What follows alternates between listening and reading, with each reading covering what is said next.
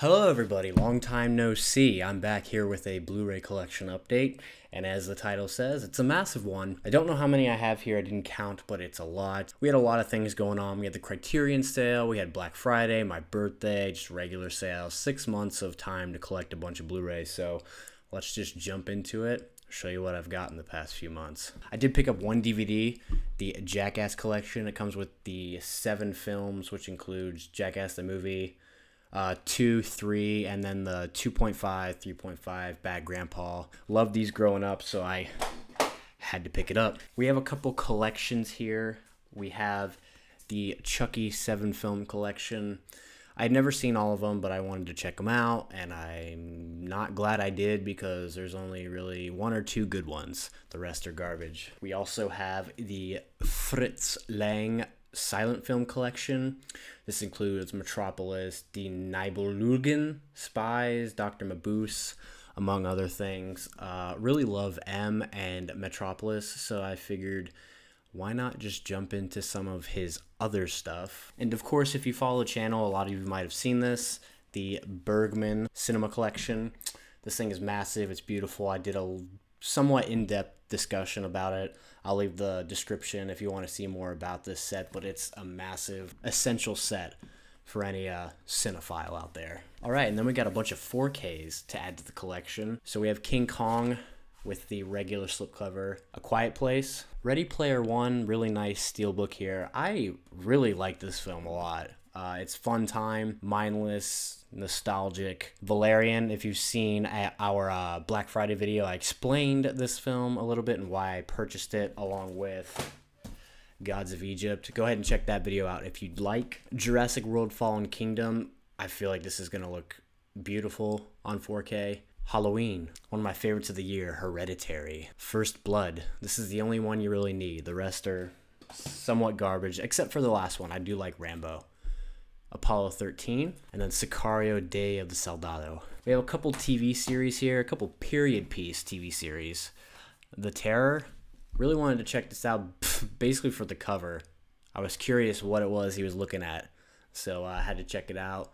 Really enjoyed this, suspenseful, dark. I don't know, I have a thing about period piece television. I think it's great. This, The Nick, this next one, Taboo, with Tom Hardy, another fantastic story, fantastic show. Would love to see more from it.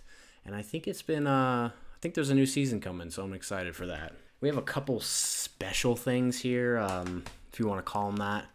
I got the the Eagles Super Bowl Champions Blu-ray. Had to. I mean, you got to capitalize on when your team wins a championship. So I absolutely had to pick this up. Something that I can put in every year and just relive the glory days that may never happen again. And then another one I had to pick up that I never knew even existed was the Phillies one from 2008. Another thing to look back on to the glory days that are now gone to a decade of time. Then we have some Criterions here.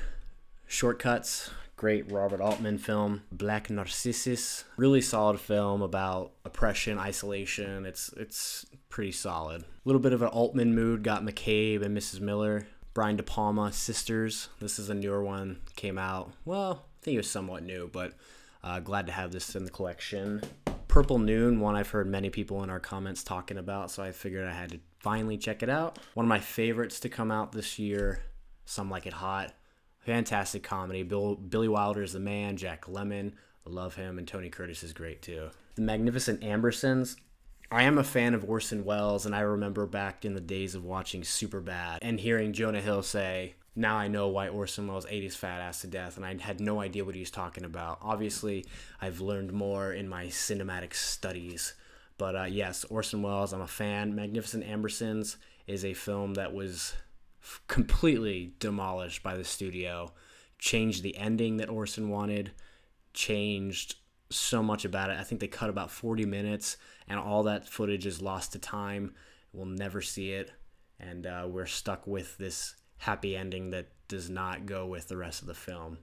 So who knows what this film could have been. As it is, it's solid, but it could have been a masterpiece. Who knows? And then last one, The Tree of Life. with the new packaging they decided to go with, which is beautiful, and I love it. And I love this film. Terrence Malick is the man. I don't care what anybody says. He's done some crap lately, I will say that, but he did have a point in his filmography where he did some fantastic things. And then the rest of the things here are just stray Blu-rays, just regular Amarays. The Guard, A Cure for Wellness, The Towering Inferno, Isle of Dogs, The Hustler, fantastic movie. Paul Newman, nice eyes. Frost Nixon, The Great Escape, a couple Steve McQueen's things in here. Ponyo, Cape Fear, the original. Hocus Pocus, the new 25-year anniversary edition.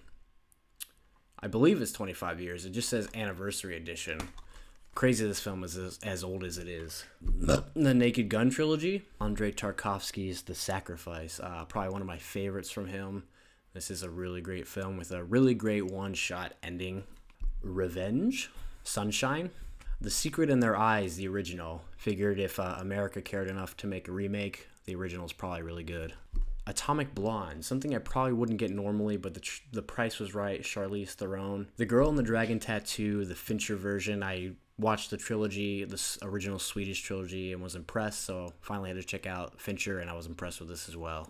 Jason Bourne, I've seen all the others, might as well check this one out. Sorcerer, the American remake of Wages of Fear. William Friedkin also has Roy Scheider in it, so want to check it. First Reformed, great film from this year. Ethan Hawke gives an amazing performance, and I wouldn't be surprised if he's nominated for this. Short Term 12, All the Way, Irrational Man, Woody Allen. He's done some solid stuff in his later years, but his early stuff, that's prime time. Leaving Las Vegas, Beer League, it's fun. Molly's Game, oh fuck my ass. The Gray, finally St. Elmo's Fire. Joel Schumacher tried to pretty much replicate John Hughes and did not do so successfully, in my opinion. Cheesy 80s. Whew, and that's everything I picked up the past half a year or so. Very excited with all those pickups. So let me know down below if you've seen any of these, if you've picked any of them up, if you like them. Let me know down below. Thank you guys as always for watching, and I will see you next time.